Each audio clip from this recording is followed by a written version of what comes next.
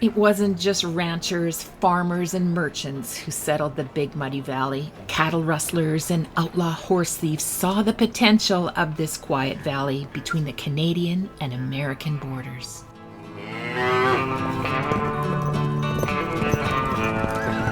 I'm gonna pump you full of lead. Big Muddy Country was on the northern end of the Outlaw Trail, where the bad guys on the lam would sneak across the border to escape the reach of U.S. Marshals. The trail stretched from Saskatchewan to Mexico, with plenty of places to hide.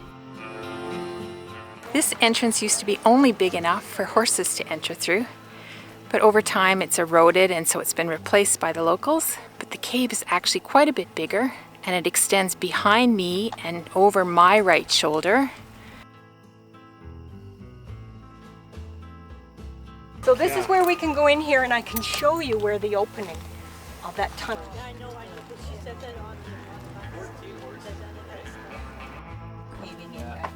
None of this dirt is here. All of this is. Oh, that's cool. Thank you.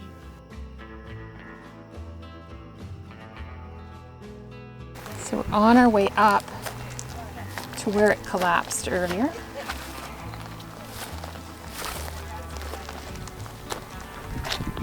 And this is where the cave collapsed the first time. And there's another collapse right over there. But in the beginning, this cave could hold 12 to 14 horses. Cleverly hidden from the Northwest Mounted Police. Let's mount up! And here's an unexpected find in the creek next to the caves. This guy's quite big. Dutch Henry, Sam Kelly, and even the infamous Sundance Kid were among the fugitives that made their way north into Big Muddy Country. Stop.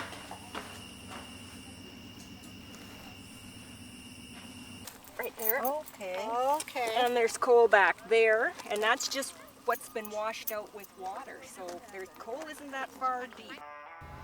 The locals go out of their way to ensure that visitors are comfortable, but they're not messing around when it comes to ensuring that these private lands remain private.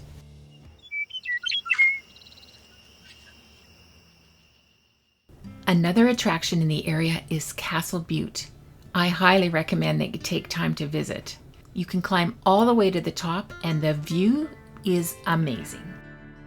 But you'll also want to take in the caves. So many caves on the sides and so exciting to explore. It's very hard to imagine just how big Castle Butte is until you see the people down below. They look like tiny insects compared to Castle Butte. The butte is actually more than 20 stories high. Doesn't that look like the perfect place for a selfie? Unlike the Outlaw Caves, Castle Butte is open to the public and 100% free.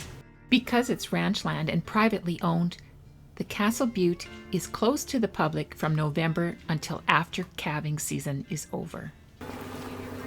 Let's head into the caves.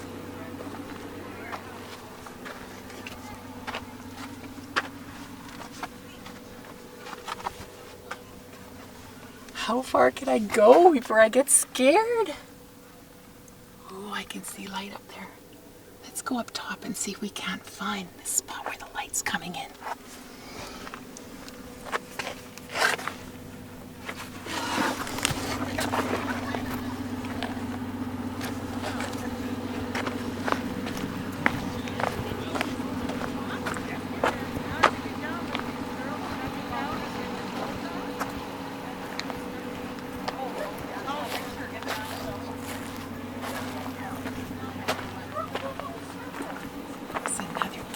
There.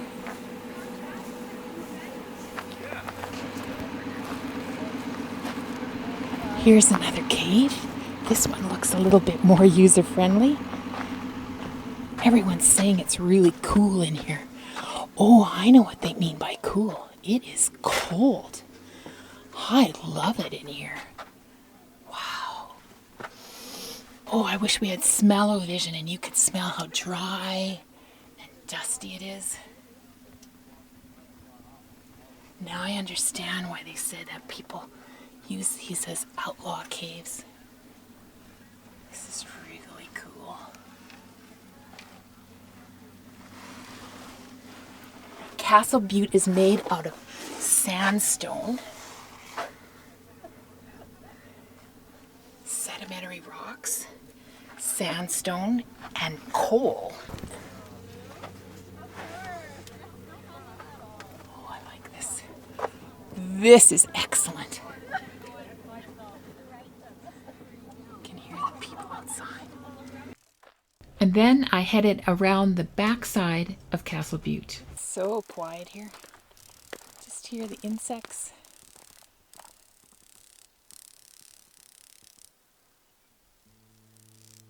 The tour guide was telling us that a lot of these caves are the result of burrowing animals, even some northern wolves that came down when the food supply was really short up north. And when they carved their dens into this Castle Butte here, they continued to erode. It certainly seems like that could be the case.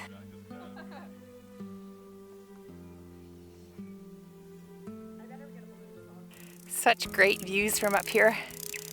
This is primarily cattle ranching land, not useful for many other purposes, but breathtakingly beautiful.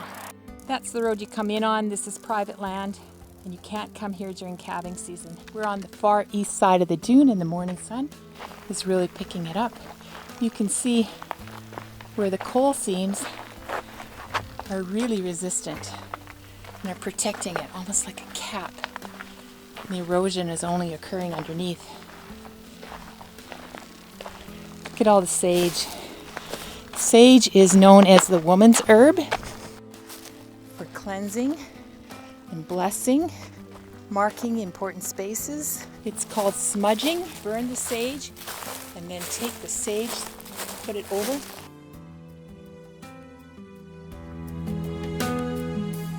Farthest field you see on your right-hand side, that is in the States.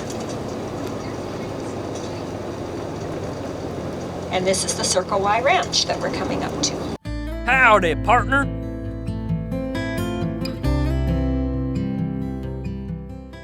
Rancher, artist, and local historian Tamara Burgess entertained us with stories of the Wild West, local outlaws, cattle rustling, horse thieving that went on between the Big Muddy and the United States. If you ever get a chance to hear one of her talks, go for it. You won't regret it. That house is guest house, and then the one on the end down here is split house.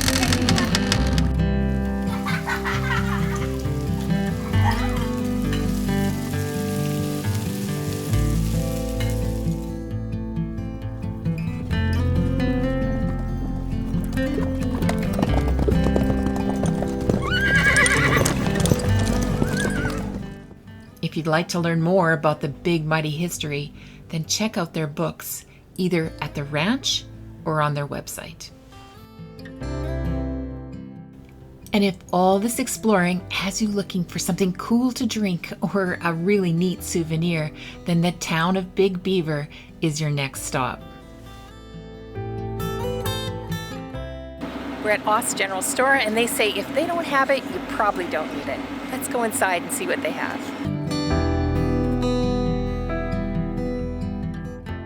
One more thing that you absolutely need. You need to go to the Big Muddy Badlands.